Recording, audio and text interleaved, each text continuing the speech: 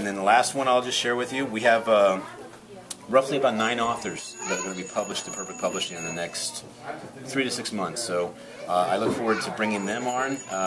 Maybe we can do a feature where we're sharing what the author's messages and the publishing aspect of it. Absolutely. But this last one this is my baby. This is the reason we're in the children's section.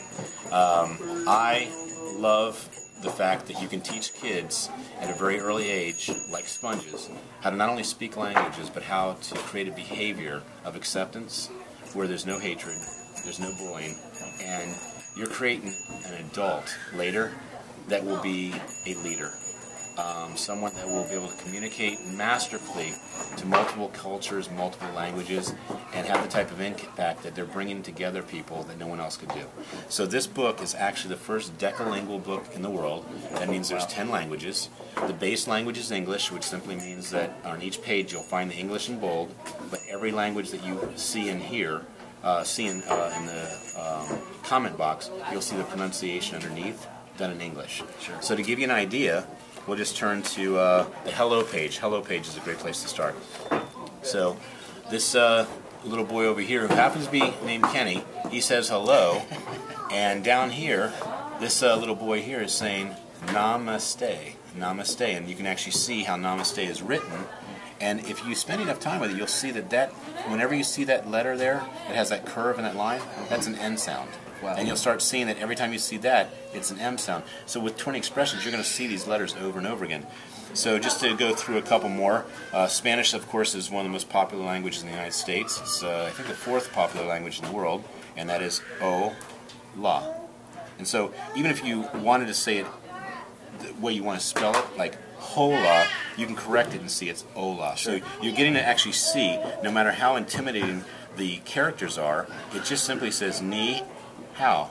And as you practice that as a kid and you say ni hao, and you see a Chinese kid who does speak Mandarin, and you say ni hao, he will respond back, ni hao. But what's more important than that is he will smile. Yeah. He'll smile because he will Well, it just made me smile. Yeah, because there's a cultural connection. Yeah, sure. And so you're seeing also that Chinese is not a difficult language if you break it down. Sure. It's extremely difficult.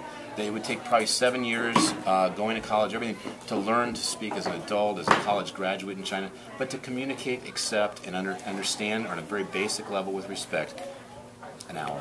It's not that bad. Here's Italian. So if you saw this Italian, you might say it is ciao, ciao. But if you look down here, it's just simply ciao. And you've heard people say ciao before. And like goodbye, well, also is hello. And so you get to see, this is one of my favorite languages, Russian. And this is a Cyrillic language. And it simply says privyet. Well, privyet. And if you say privyet to a Russian, you're actually saying hello, and they will say hello back. I'll just highlight one last section. At the end of the book, where you get to see the characters, you get to hear, read what their names mean, what they're so proud about in their country, and just some little stats that hopefully make you want to visit the country. And of course, we need to know how to count. So this is something that is pretty cool, that kids actually remember counting because it's rhythmic and it's rote memory, so you say it over and over again.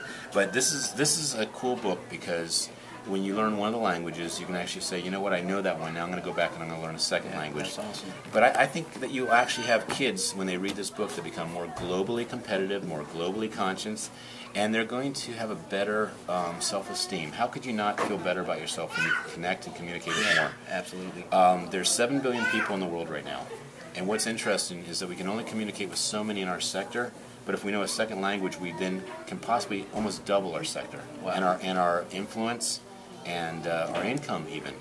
So that's success, absolutely. opportunities, etc. And how many languages do you know? I've taken 13, believe it or not, but like you probably already know, if you don't practice it, you lose it. Yeah. So I speak Russian, I speak French rather well, Spanish even better, and Russian I can read and write. And I just took Hindi though, and I'll tell you, I love the language. That's I love awesome. the language Hindi, and I was really intimidated by it because it's a different type of writing, it's script, Sure. and it was quite alien. But it turned out that the 35 characters, they sound just the way you're supposed to, listen to them, read them, say them. You're not going to be wrong almost any time. Whereas English, English is the hardest language in the world, but it's a conglomeration of so many different languages that's why it's so popular. Yeah. We've got a little French in it, a little German in it, a little Right. Spanish, obviously the Latin roots, etc. Yep. So with that said, you're hearing different twists of how a word is spelled. You see it one way and you're like, that's the way you say it, right? And you say, nope, that's actually just though.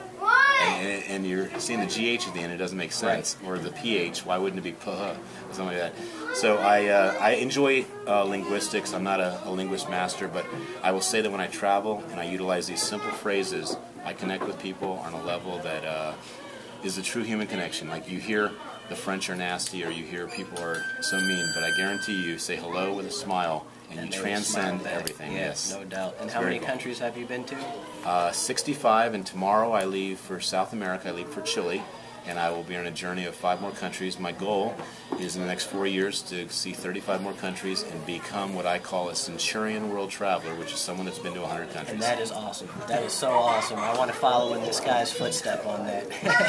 So we don't have much more time here, so I just wanted to ask you one more question. Okay. Perfect. Mm-hmm. What is all this about with all this perfect publishing, perfect networker? That is a great question, I got to say, Mick, because it's the antithesis of actually what people probably think it is. I was a perfectionist about 10 years ago, and if you've ever been with a perfectionist, they're never satisfied, they're never happy, and they also never achieve perfection. It's impossible.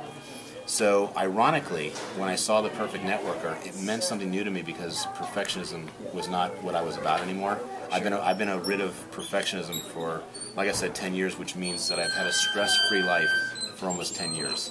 I mean, it's amazing when you don't have perfection to make the impossible happen, that you actually are heading for being perfect. Wow. And the only thing I put with perfect is this is where you are, and this is where you want to be. And so you're heading towards it. You're always trying to become it, but not at the expense of stress, not at the expense of affecting loved ones. Sure. It's just being a better person. Sure. So if I was to be called the perfect networker, for me, that's heading towards the perfect contributor. And a perfect contributor is someone that contributes daily, helps people every chance they see. They utilize the power of one principle that when they see a problem, they say, I could be part of that solution. Absolutely. And that is, to me, the perfect philosophy. Yep, sure. I agree. Awesome. Thanks well, a lot, thank Mick. you so much for your time, Ken. I'm going to put you on the spot here. Yes. I would like you to feature a question of the day for the viewers. If you can think of something on the spot. If not, that's sure, okay. I can do it. I can do it. One of my favorite questions, this is not one that I'm actually doing on the spot, this is a question I actually love, is if you knew that you couldn't fail, what would you do? Awesome. Awesome. Guys, let's get some interaction going on. Answer the question right down here on the box, the comment box below the video. Let me move that comment box over here for a second because I want to see your shirt. Oh, my shirt? Oh, there isn't you that go. nice? We're going to get you a Dream Network shirt. Yeah, okay, just like the Perfect Networker shirt. Yeah, that'll be cool. Awesome, guys. Well, thank you for your time. Thanks for being with us here on Live Your Dream TV. Our passion is your passion, and it's our hope that together as a community we can go out there and help one more person live out their dream. Thanks. Thanks, Ken. Thank you so much, and it was great to be in the land of Winnie the Pooh. Yes. Here, wasn't it? Wasn't that nice? Yes. Thank you very much. Awesome.